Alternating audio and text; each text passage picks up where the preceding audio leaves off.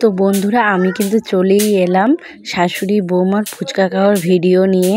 তো ওয়েলকাম সবাইকে জানিয়ে আজকের ব্লগটা আবার শুরু করলাম, মিনি ব্লগ, ছোট্ট ব্লগ।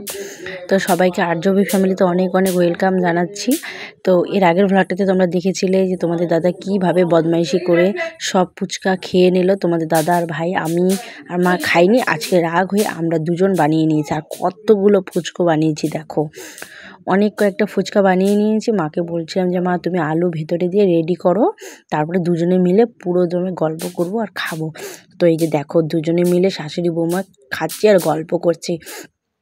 হ্যাঁ, একটু আলোটা ঝাপসার জন্য একটু ভিডিওটা একটু ঝাপসা এসছে ঠিকই, কিন্তু তোমরা একটু প্লিজ ম্যানেজ করে নিও। তো শাশুড়ি বৌমা খুব ভালো করে খেলাম, খুব মজা লেগেছে খেয়ে।